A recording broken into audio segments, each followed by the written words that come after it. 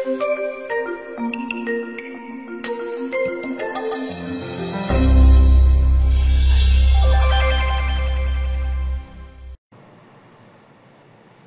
6:37.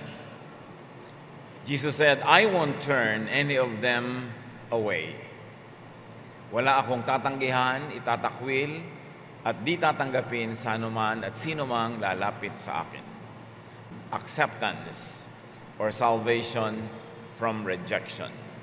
Father, we thank you for the birth of your Son, Jesus. And we thank you, Lord, for the meaning of his life, his ministry, even his death and resurrection. Turuan niyo kaming lalo nang maunawa ang lalim ng kahulugan ng ministeryo, ng paglilingkod, ng sakripisyo ng iyong anak na si Jesus. At matamasa nawa namin ang bunga ng kanyang mga gawa upang lubos at tunay na maipagdiwang namin ang Kapaskuhan. Mangusap kayo, turuan niyo po kami, pakalinisin niyo kami at paging dapating tumanggap ng inyong liwanag. Dalangin namin ang lahat ng ito sa ngalan ng iyong anak na si Jesus. Luke 15:11-20. Isang napakadalas sa pag-aralang kwento na laging kapupulutan ng mga sariwang aral. Jesus told them another story. Once a man had 2 sons. The younger son said to his father, "Give me my share of the property." So the father divided his property between his 2 sons. Not long after that, the younger son packed up everything he owned and left for a foreign country, where he wasted all his money in wild living. He had spent everything when a bad famine spread through the whole land, and soon he had nothing to eat. He went back to work for a man in that country, and the man sent him out to take care of his pigs.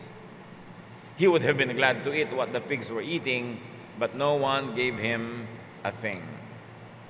Finally, he came to his senses and said, "My father's workers have plenty to eat, and here I am starving to death. I will go to my father and say to him, 'Father, I have sinned against God in heaven and against you. I am no longer good enough to be called your son. Treat me like one of your workers.' The younger son got up and started back to his father." One of the most loved stories in the New Testament. Tinatawag ng iba, the story of the prodigal son, o ng alibugha, o ng naglayas na anak.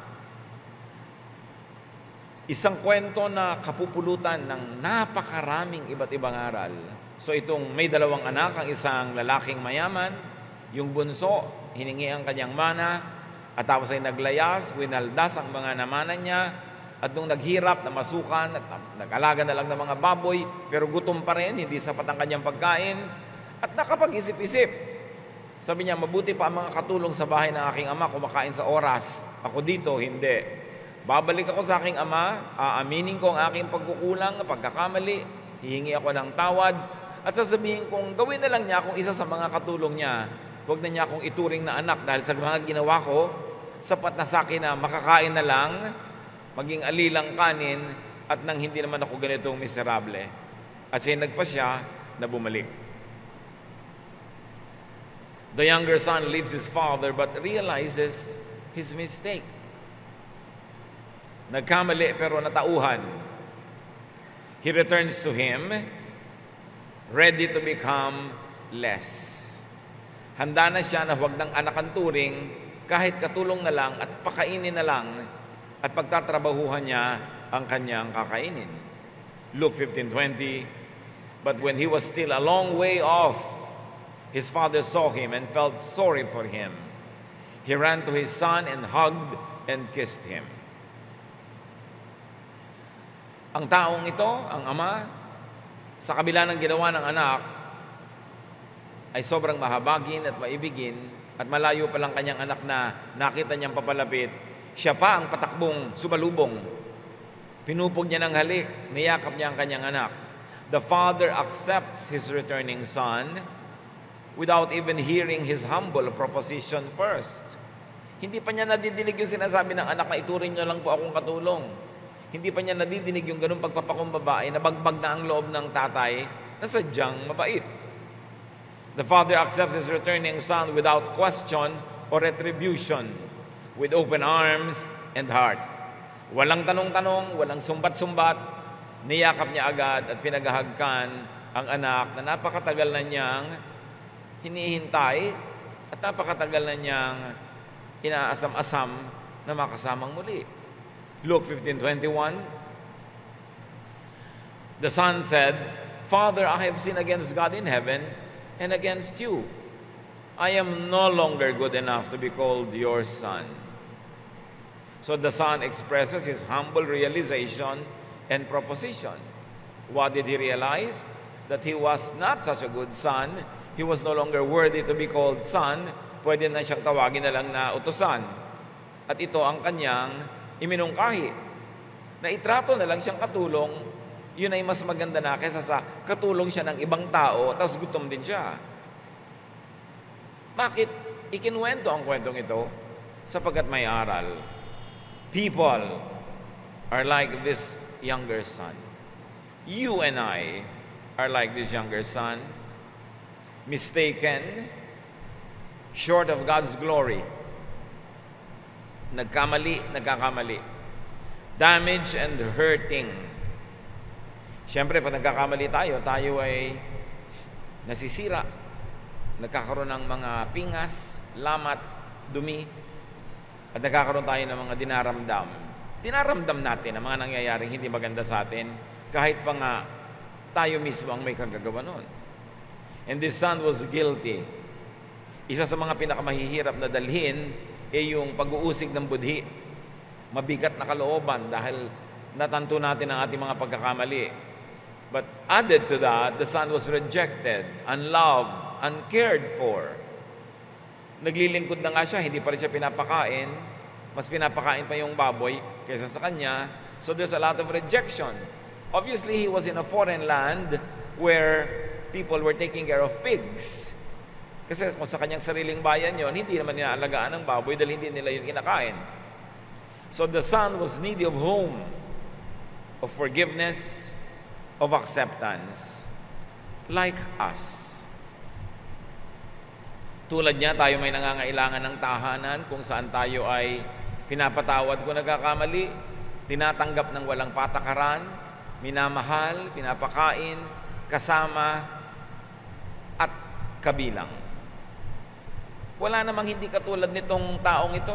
Lahat nagkakamali. Iba-iba lang ng hugis, kulay, anyo ang pagkakamali. Lahat nagkakaroon ng mga bagay na sukat ipagsisi.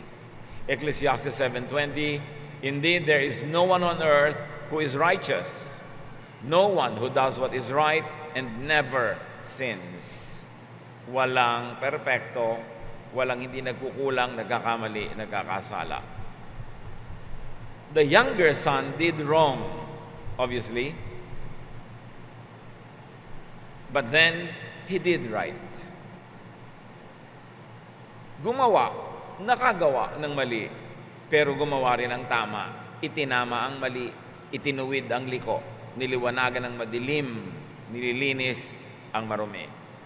Nagbalik loob siya sa kanyang ama. Luke 15:22-24.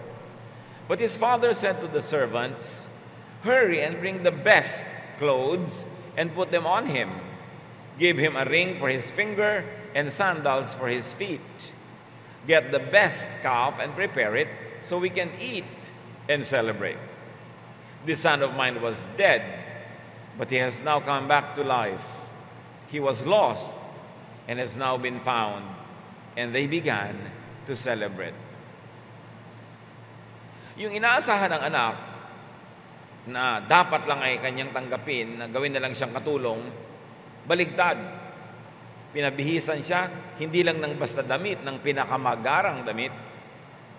Sinuotan pa siya ng singsing na napakalaki ng kahulugan bilang isang tagapagmana, bilang isang anak ng pamilya, na maaaring itong damit niya at singsing niya ay higit pa kaysa doon sa dati niyang suot, muntik pa siyang ma-promote o na-promote pa nga siya.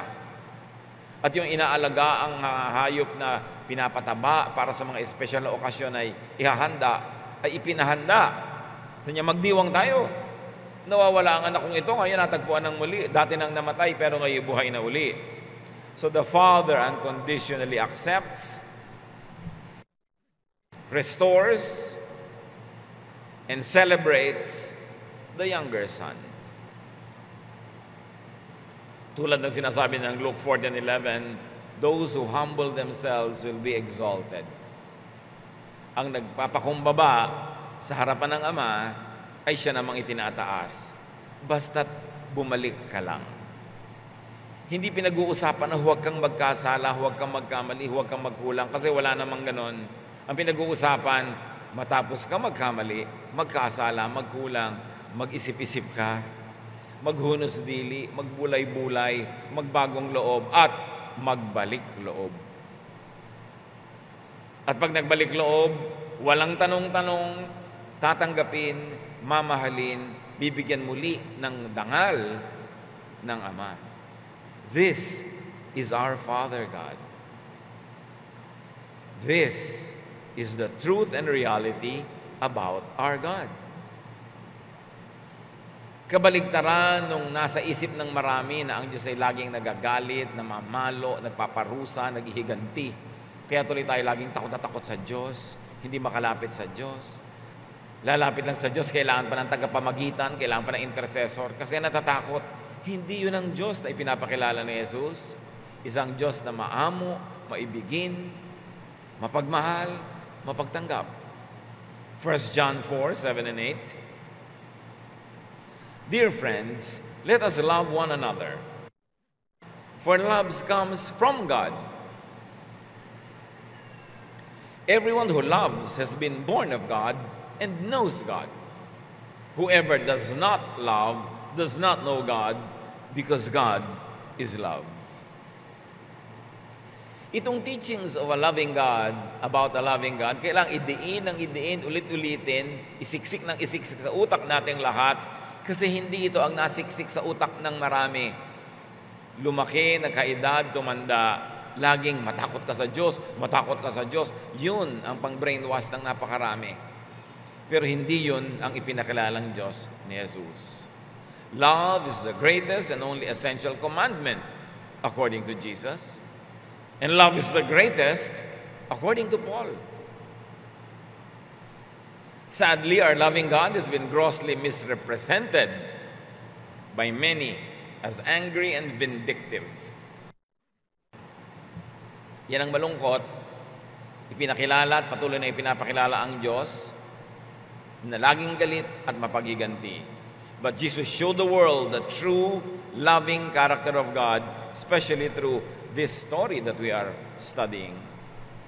John 1:14, the Word, meaning Jesus, became a human being and lived here with us. We saw His true glory, the glory of the only Son of the Father. From Him, all the kindness and all the truth of God have come down to us. Ibig sabihin, bago isilang si Jesus, hindi nakikilala ng mga tao ang Ama. Baligtad pat liko, baluktot ang nakikilala, kaya lahat ng kabutihan at katotohanan tungkol sa Ama ay ipinakita sa pamamagitan ni Jesus. Na kundi pa isinilang si Jesus, kundi pa siya nabuhay para ipakilala ang Ama, liko, baluktot ang pagkakakilala ng tao sa Diyos. Luke 15:25-30 sa pagpapatuloy ng kwento.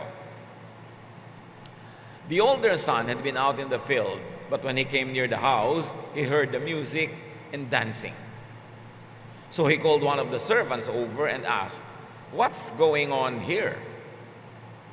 The servant answered, "Your brother has come home safe and sound, and your father ordered us to kill the best calf." The older brother got so angry that he would not even go into the house. Meanwhile, itong panganay na kapatid na laging correct, laging masipag, laging nasa bahay o nasa bukid lamang, nagtatrabaho, naglilingkod, umuwi. Malayo-layo pa'y nadinig na niya ang mga tunog ng halakhakan, tawanan, tugtugan.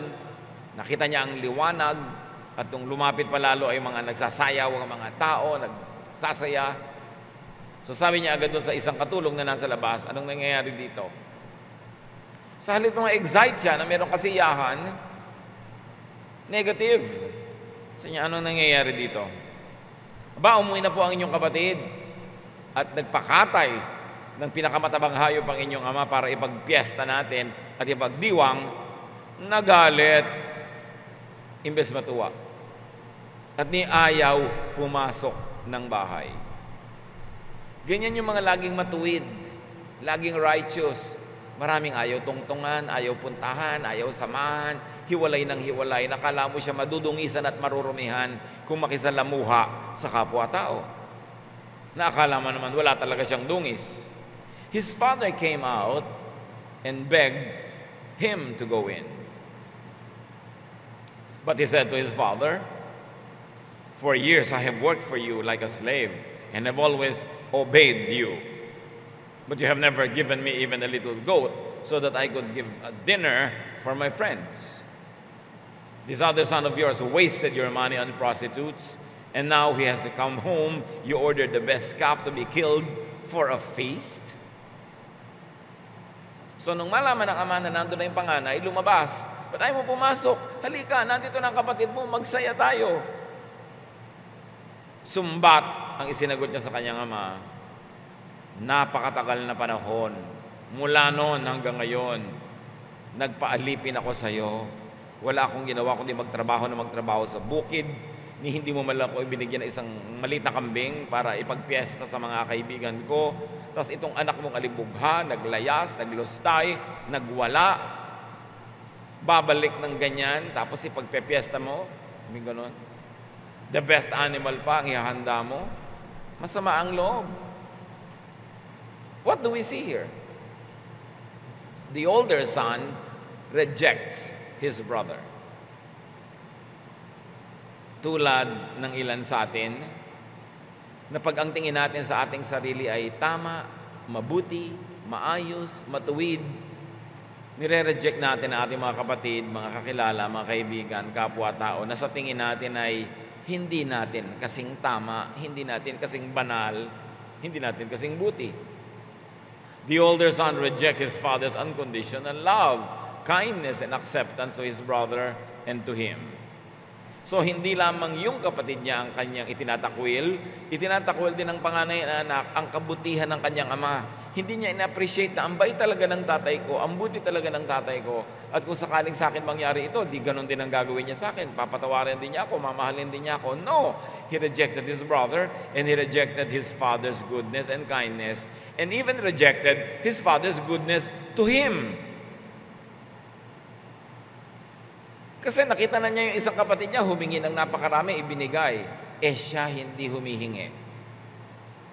Bakit siya hindi humihingi?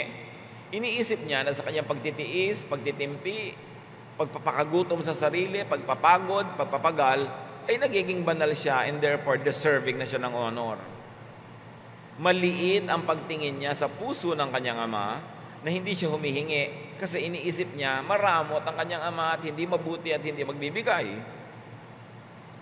Kaya kung tutuusin, mas mabuti pa nga yung humingi kasi confident siya na mabait yung tatay niya. Itong isang ito, hindi siya confident. Kaya lagi siyang pagod na pagod, trying to be perfect para lang siya maging katanggap-tanggap. The older son promotes himself as righteous, but laments and regrets his good works and self-denial.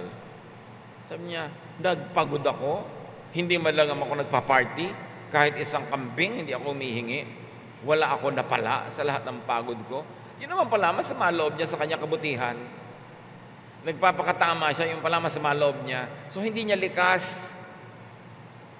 Trying hard siya to perform para siguro siya ang mapuri at siya ang magkaroon ng karapatan.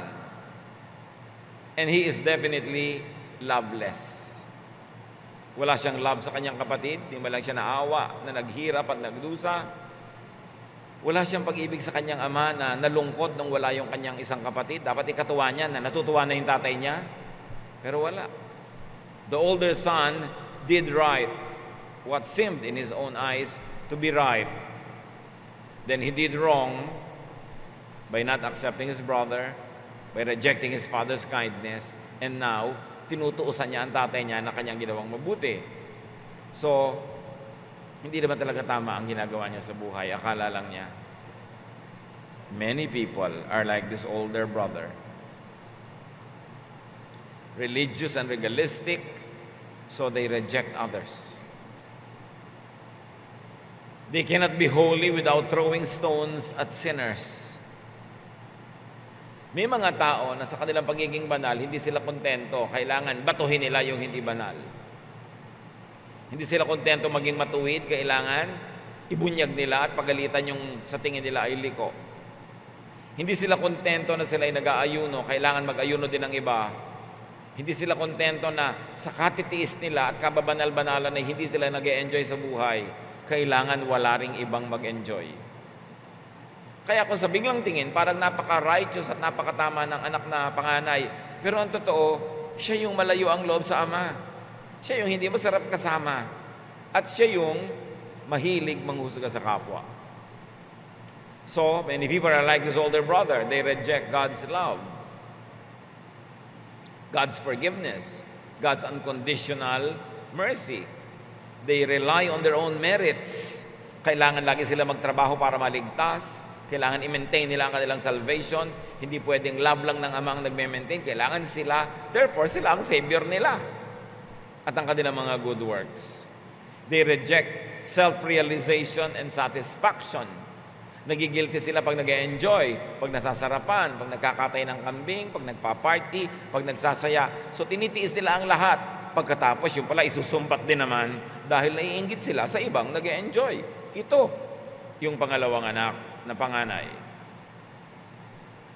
They look righteous, they appear righteous, but they really are not.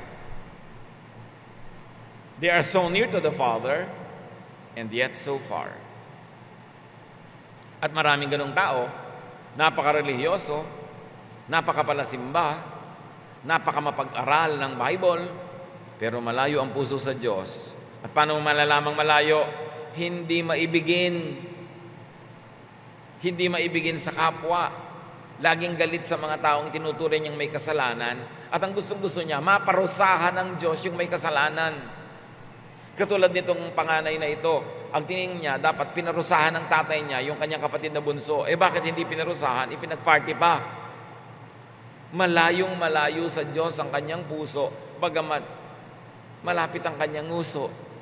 Laging nagpe-praise the Lord, nag-hallelujah, nagpe-verses, laging dasal ng dasal, pero hindi maibigin. The final test is your love, because God is love. And if your heart is filled with God's Spirit, it will outflow with love. Ang tagal na nawala yung kapatid niya, siguradong ang baho-baho, nangangayayat, butot balat nung bumalik, dapat naawa siya. Pero hindi, kung siya ang masusunod, dapat parusahan pa yan. Sa kabila ng kanyang mga arte na siya ay matuwid. At ganyan ang maraming relihiyosong tao. Nagbubunyi pagpaparusahan ng iba. Pag nagtuturo sila tayo, makinig nagtuturo, sabihin, bahala ka. Sa end times, kukulo ka sa asupre. Parang ipinagdiriwang nila na kukulo sa asupre ang kanilang mga kapwa-tao. Malayo ang puso sa Diyos ng ganong mga uri ng pananaw. Huwag tayo magpapadaya. Pag nagbubunyik at natutuwa na may mga mapaparusahan, mapapahamak, dahil sa tingin mo yung makasalanan sila, ang reviewin mo ay yung sarili. Kasi dapat habag ang nararamdaman mo sa ganung mga tao. Luke 15:31-32, his father replied, "My son, you are always with me, and everything I have is yours. But we should be glad and celebrate. Your brother was dead, but he is now alive. He was lost and is now been found." Malaman ng sinabi ng ama, lagi kang nandito. Lahat ng ari-arian ko'y sa'yo rin. Yung kapatid mo nga naglayas, binigyan ko pa. Ikaw hindi ka naglalayas. Bakit hindi ka nagkatay ng kambing? Bakit hindi ka nagparty? Problema mo yan. Sinabi ko bang huwag kang mag-enjoy? Sinabi ko bang mag-fasting ka na mag-fasting dyan? Sinabi ko ba na huwag kang magsaya kasama yung mga kaibigan? Pinili mo yan. Dahil sa palagay mo, yan ang pagiging matuwid. E-earn ka ng point sa langit. Pero choice mo yan. Hindi ko yan hiningi sa'yo. Bakit ka ngayon nagre-reklamo? The Father clarifies the older person's accountability. And in fact, very subtly corrected him. Those who exalt themselves will be humbled. Itinataas niya ang kanyang sarili, ako ang dapat na ipag-party, ako ang dapat ipagdiwang, bakit yung kapatid ko na yan, alibugha? Sabi ng tatay niya, ba't di ka nag-party? Sino may sabi sa iyong wag? Choice mo yan, tapos ngayon isisisi mo sa akin. Choice mo na maging cruel, maging sa sarili mo, tapos gusto mo na maging cruel ako sa kapatid mo. Ganon kasi yung mga taong walang ginawa kundi ang sarili ay tiisin, pahirapan. Gusto rin nila, pahirapan yung iba. Hindi sila kontento na sila ay nagtitimpi. Dapat magtimpi din yung iba. Hindi sila kontento that they are fasting. Dapat mag-fast din ng iba. And this is actually hypocrisy. At ito ang malinaw na ipinapakita sa kwento. Merong sa tingin at biglang tingin ay mukha maka-Diyos, pero sila pala yung malayo. Dahil hindi sila maibigin. Kahit namumulaklak ang dila nila ng verses. Kahit wala na silang ginawa kundi magsimba. Pag hindi sila maibigin, baliwala ang lahat. And the Father declares the mission statement of the Jesus ministry, which is to find the lost, to love the unloved, to clothe the naked, to feed the hungry, to forgive the mistaken, to give care and love unconditionally. Not judgment, not punishment, not rejection. John 1:12-13. Yet to all who received him, to those who believed in his name, he gave the right to become children of God. Children born not of natural descent, nor of human decision, or a husband's will, but born of God. Namnamin ang verses. To those who receive him. Nakita niyo yung younger son? He received the love of the Father. He went home. He believed in the name of God. He believed in the name of his Father, that his Father is kind and good and loving. At nung siya'y bumalik, anong ginawa ng tatay niya? He gave the right to become a child again. Bumalik lang. Sabi niya, mga anak na, hindi dahil sa kalooban ng tao o kagustuhan ng tao, kundi kalooban ng Diyos. Kasi kung tao lang ang masusunod, hindi natatanggapin yun. Itatakwil na yun, paparusahan na yun, sisingilin. Pero ang kalooban ng Diyos, no, bumalik lang kayo at kayo aking tatanggapin. Sino man sa atin ngayon ang napalayo sa Diyos, anumang uri ng layo, malapit-lapit o pagkalayo-layo, bumalik ka lang. Yun lang. Walang drama, walang bayad. Appreciate God's love. Kung may dala-dala ka pang bayad, naiinsulto pa yung kabaitan ng Diyos. Pero yung hubad na hubad ka, gutom na gutom, payat na payat, wala ka maialok, wala ka maibigay, magpapaalipin ka na lang, yun ang tunay na pagkilala sa kanyang kabaitan. Kasi kung may ibabayad ka pa, may ipagyayabang ka pa eh. Kung may ipapalit ka pa, may isusukli ka pa, may konti ka pang yabang. Pero yung pipim-pipi ka, pisang-pisa, pigang-piga, pupunta ka sa Diyos nang walang kakibo-kibo at humble, doon mo mararamdaman kung gaano siya maibigin, kung gaano siya kabait. At tayo man mga kapatid, tumatanggap tayo ng regalo ng Pasko, hindi lang tuwing Pasko, kundi everyday. Dapat yun din na ibigay natin sa kapwa. Pag nagsosorry na, tama na, huwag nyo nang awayin, nagsosorry na nga eh. Minsan bumabalik sa'yo, nagbabalik loob kahit walang salita. Minsan nahihiya magsalita. Pero nandun, bahag-bahag ang buntot, nakayuko, pumupunta sa'yo. Nagbabalik loob, tanggapin mo na. Tulad ng ginawa ng ama doon sa kanyang anak. Kasi yun nga ang Pasko. Tumatanggap tayo ng ganun mula sa Diyos, manong ibigay natin sa kapwa. Dahil tayo din naman ay tumatanggap din ng ganung kabaitan. Not by human power, but by God's will. Kasi kung lakas lang natin ang pakakinggan natin, baka tayo maging mapaghiganti pa, maging mapagtuos. Manumbat pa tayo, but by God's will. Pag ang tao nagpapakumbaba na, bumabalik na, tanggapin mo na. Huwag ka nang magpa-hard to get. Huwag ka na magpahirap. Huwag ka na manumbat. Alam na niya yun, kaya nga siya bumabalik eh. Kailangan pa ba namang dut-dutin ng isang sugat na dumudugo na nga? God accepts all who come to Him through Jesus. No one would be rejected. Ganun ang pag-ibig ng Diyos. Jesus helps people who accept His help. Bakit kayang-kaya ni Jesus na tumulong? Because Jesus knew how it was to be rejected. Mark 6:4, but Jesus said, prophets are honored by everyone except the people in their hometown and their relatives and their own family. Sabi niya, alam niyo yung mga propetang tulad ko, tinatanggap ng marami, pero hindi ng kanilang sariling bayan, ng kanilang sariling sambahayan, ng kanyang sariling pamilya. Because even Jesus was rejected by His very own family. He knew how it was to be rejected. And in prophecy, talking about the Messiah, Isaiah 53:3, He was hated and rejected. His life was filled with sorrow and terrible suffering. No one wanted to look at Him. We despised Him and said, He is a nobody. At ganun ang nararamdaman ng maraming tao ngayon. They are rejected. Nobody likes them. Kung kayo mga kapatid, merong sariling magulang, kapatid, anak, kamag-anak, kaibigan that you are rejecting, stop it. At si Jesus mismo, kaya napakagaling niyang tumanggap, siya man naranasang matanggihan. Hebrews 2:18, and now that Jesus has suffered and was tempted, He can help anyone else who is tempted. Sino man ang dumaranas ng tukso, kaya niyang tulungan dahil dumaan siya dyan. Sino man ang nakakaranas na matanggihan, itakwil, matutulungan niya dahil dumaan siya dyan. Kaya sabi niya sa Luke 19:10, the Son of Man came to seek and save the lost. Luke 14:21-23, the master became, and he said, go as fast as you can to every street and alley in town. Bring in everyone who is poor or crippled or blind or lame. Go out along the back roads and fence rows and make people come in so that my house may be full. The background is, there was a big feast, and none of the VIPs wanted to come.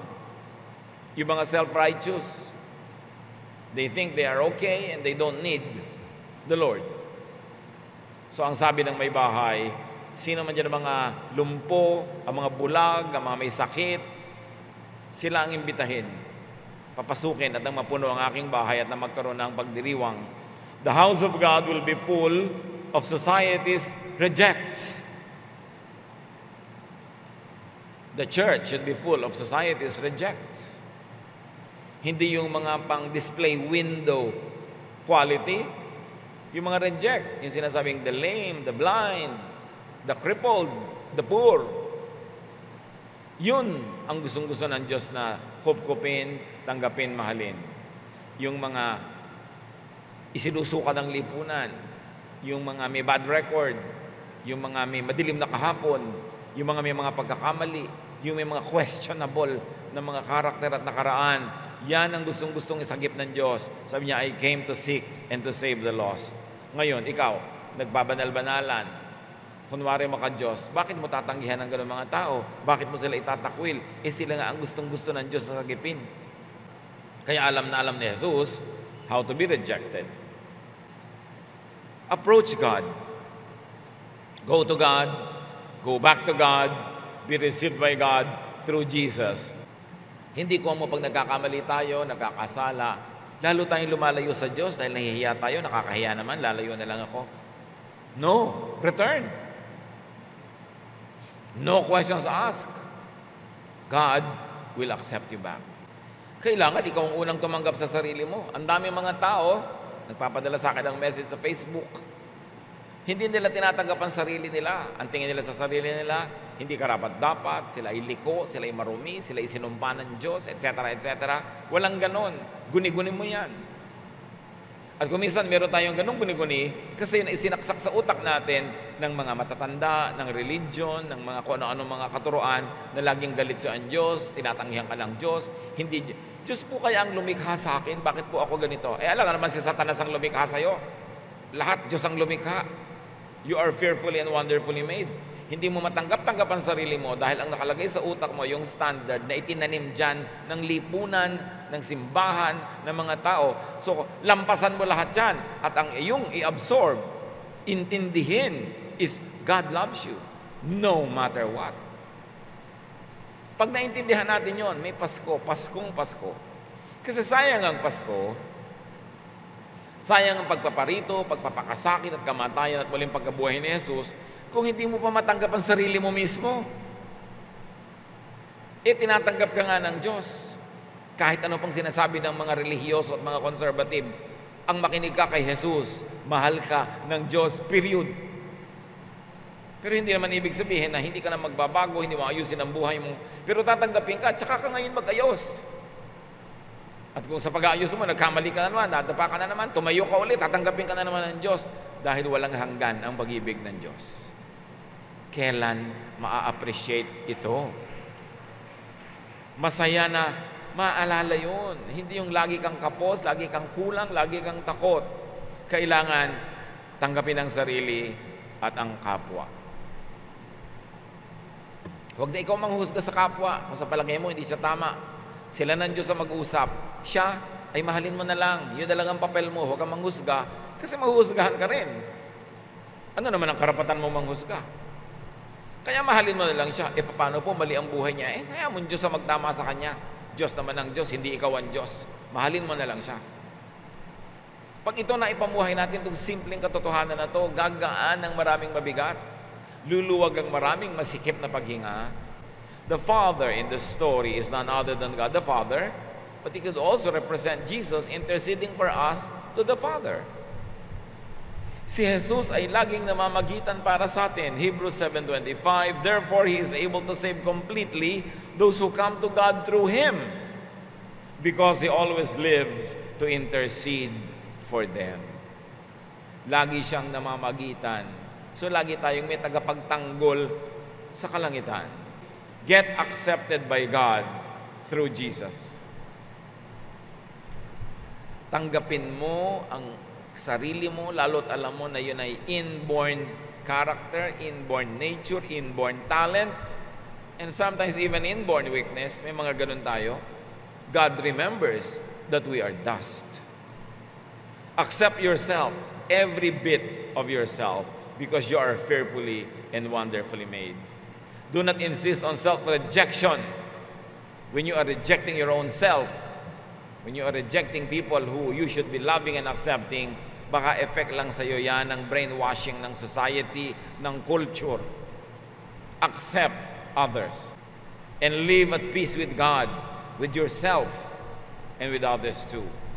Nung si Kristo ay sinilang, nagbabaan ng mga anghel nag-aawitan. Luke 2:17, sabi nila, glory to God in the highest heaven, and on earth, peace to those on whom His favor rests. Itong peace na ito ay darating lang kung meron tayong acceptance. Acceptance of God's love and forgiveness, acceptance of others, acceptance of ourselves, matatahimik ang iyong loob. Peace in the heart of true believers, believers in God's unconditional and accepting and empowering love. Kaya may salvation. Salvation is not only salvation from hell, it's also salvation from rejection. Because rejection and being rejected is like hell. Dear God, thank you dahil mahal nyo kami. Salamat sa mga napakamakapangyarihang katotohanan na dahil kay Jesus, mas makikilala namin kayo bilang mabuti, mabait, mapagtanggap, maibiging Diyos. Ituwid mo ang mga liko naming pananaw tungkol sa inyo, O Diyos, na itinanim sa utak namin ang napakarami mga bagay, katuruan at kung ano-ano. Ang itanim namin sa aming isip ay ang ipinakilala ni Jesus na Diyos, kayo na mabait, mabuti, maibigin. At kami man maging ganun sa kapwa at sa aming sarili. Mag-isip-isip at magbulay-bulay tayo mga kapatid kung may mga nire-reject tayong tao na dapat na nating tanggapin. At kung may nire-reject tayo tungkol sa ating sarili na dapat din nating tanggapin para tayo matahimik. At matapos yun, ay payagan natin at hayaan ang Espiritu ng Diyos ang kumilos so that we will change and improve from glory to glory. But you begin with accepting yourself and accepting others. Father, teach us how to apply this in our daily practical life. Let's be alone with the Lord. Magbulay-bulay at dinggin ang patuloy na pagtuturo ng ating Ama.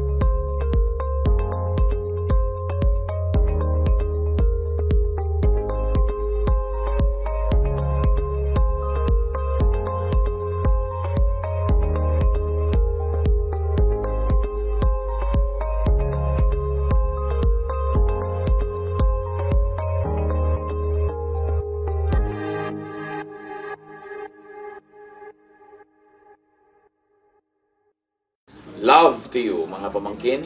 Dito tayo mag-aral ng salita ng Diyos. Dito tayo mag-aral ng mga practical na bagay. Magdalanginan para sa isa't isa.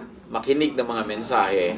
At dito tayo magsasama-sama spiritually sa ating official Ed Lapis YouTube channel na ang address ay Sabi ni Kuya Ed. Remember, dito tayo ha.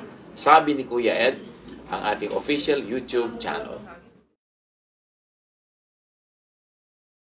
Do not forget to subscribe. Click the subscribe button and ring the bell for notification. Like, comment, and share our official YouTube channel. Visit Ed Lapis website for daily devotion, audio podcast, latest video message, send your prayer request, subscribe to mailing list and more. Visit edlapis.com.ph.